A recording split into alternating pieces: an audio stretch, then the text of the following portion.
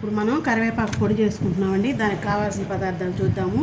ఒక పెద్ద కట్ట కరివేపాకు, ఇది రెప్పలు ఒలుచుకొని చక్కగా నీట్గా కడుక్కొని ఎండబెట్టుకున్నాము. తడిగా ఉంటే పొడి అనేది బూజు పడుతుంది, అందుకని బాగా ఎండబెట్టుకోవాలి.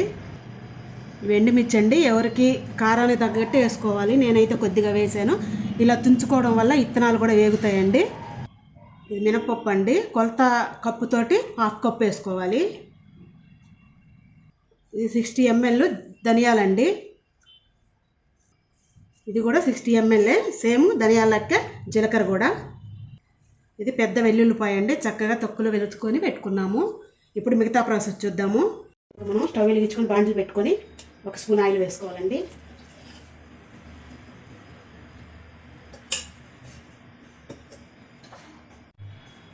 ఇప్పుడు స్టవ్ మీడియంలో పెట్టుకోవాలి.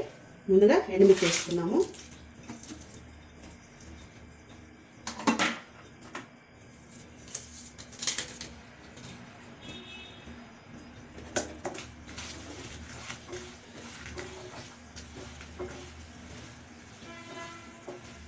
అన్నీ ఒకేసారి వేసామంటే చక్కగా అన్నీ ఒకే ఈక్వల్గా వేగుతాయి.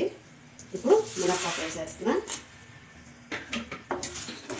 ఇప్పుడు ధనియాలు కూడా వేసేస్తున్నా.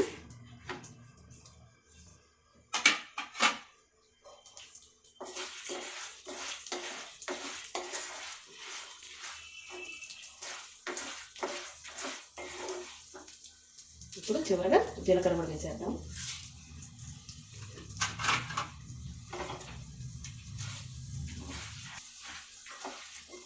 ఇట్లా కలుపుతూనే ఉండాలండి, ఎందుకంటే అప్పుడు అన్నీ చక్కగా వేగుతాయి.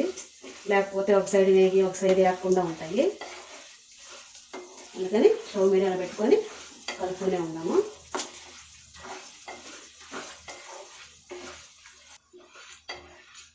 అప్పటికప్పుడు తెచ్చుకున్న పచ్చి కరివేపాకు పొడి చేసుకున్నా కూడా అది ఎందుకంటే నిల్వ ఉండదు, కాకపోతే టేస్ట్ కూడా బాగానే ఉంటుంది. అది కూడా కాకపోతే ఎక్కువ రోజులు అనేది నిల్వ ఉండదు.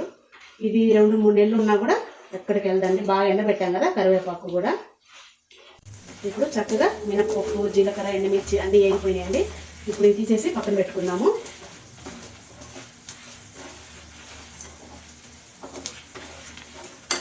ఇది చక్కగా అయిపోయాయి కదా. ఇప్పుడు ఇదే స్టవ్ మీద కడాయి పెట్టుకొని కరివేపాకు కూడా వేపుకుందాం మనం. చెమ్ముంది, చెమ్మాడిపోయాక ఆయిల్ వేసుకుందాం.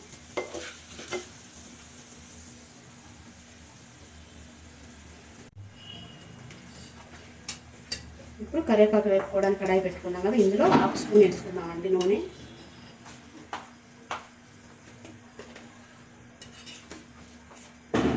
ఇప్పుడు కడాయి వేడెక్కిందండి, కరివేపాకు వేసుకొని వేసుకుందాం మనము.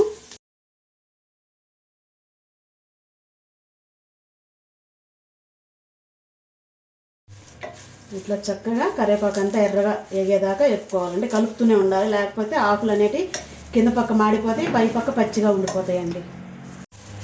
మనకి కరివేపాకు అనేది వేగిపోయింది. వేగడం వల్ల ఇట్లాగా సౌండ్ వస్తుంది మనకు, చూడండి ఇట్లా. ఇప్పుడు కరివేపాకు అనేది బాగా చక్కగా వేగిపోయింది. స్టవ్ ఆపేసి ఇందులోనే ఉంచామంటే చల్లారేదాకా ఈ కడాయి వేడి అనేది ఉంటుంది కాబట్టి కొద్దిగా ఎక్కడన్నా వేగకపోయినా అది అనేది హీట్ పీల్చుకొని చక్కగా వేగిపోతుంది. ఇదిగోండి ఇట్లా సౌండ్ వస్తుంది. ఇప్పుడు మనం ఇది చల్లార్చుకున్నాము. ఇప్పుడు ఇందులోకి మిక్సీ జార్లోకి కరివేపాకు చల్లారిపోయిందండి, ఇట్లా నలుపుకుంటూ వేసుకున్నాము. అప్పుడు మొత్తం పడుతుంది మిక్సీలో. ఇప్పుడు కరివేపాకు జార్లో వేసుకున్నాం కదండి. ఇప్పుడు రుచికి తగినంత సాల్ట్ వేసుకుందాము.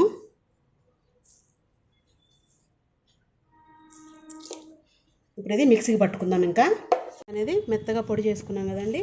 ఇందులోనే పెట్టుకున్న ఎండుమిరపకాయలు, మినపప్పు, ఈ జీలకర్ర, ధనియాలు ఇవి కూడా వేసేసుకొని మళ్ళీ ఇంకోసారి మిక్సీకి పట్టుకుందాం మెత్తగా. ఇప్పుడు అన్నీ మిక్సీ జార్లో వేసుకున్నామండి. ఇది మెత్తగా పొడి చేసుకుందాం, మిక్సీ పట్టుకుందాము. కరివేపాకు పొడి అనేది మెత్తగా వేసేసుకున్నాం కదండి ఇట్లాగా. ఇప్పుడు ఇందులోకి వెల్లుల్లిపాయలు వేసుకొని మళ్ళీ మిక్సీ పట్టుకుందాము.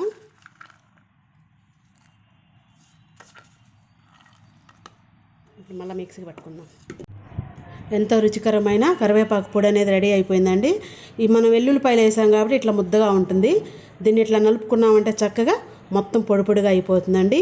ఈ కరివేపాకు పొడి మినపప్పుతో మనం తయారు చేసుకునేది బాలింతలు కానీ ఆపరేషన్స్ చేయించుకున్న వాళ్ళు కానీ ఎవరైనా తినొచ్చండి.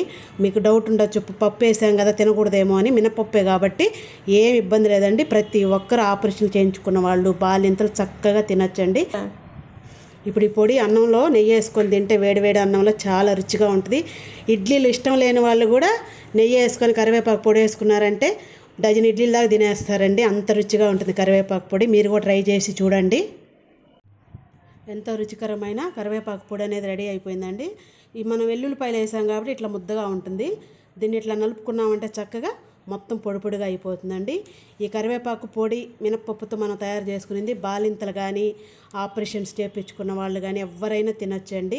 మీకు డౌట్ ఉండొచ్చు, పప్పు వేసాం కదా తినకూడదేమో అని. మినపప్పే కాబట్టి ఏం ఇబ్బంది లేదండి. ప్రతి ఒక్కరు ఆపరేషన్ చేయించుకున్న వాళ్ళు బాలింతలు చక్కగా తినొచ్చండి. ఇప్పుడు ఈ పొడి అన్నంలో నెయ్యి వేసుకొని తింటే వేడివేడి అన్నంలో చాలా రుచిగా ఉంటుంది. ఇడ్లీలు ఇష్టం లేని వాళ్ళు కూడా నెయ్యి వేసుకొని కరివేపాకు పొడి వేసుకున్నారంటే డజన్ ఇడ్లీల దాకా తినేస్తారండి. అంత రుచిగా ఉంటుంది కరివేపాకు పొడి. మీరు కూడా ట్రై చేసి చూడండి.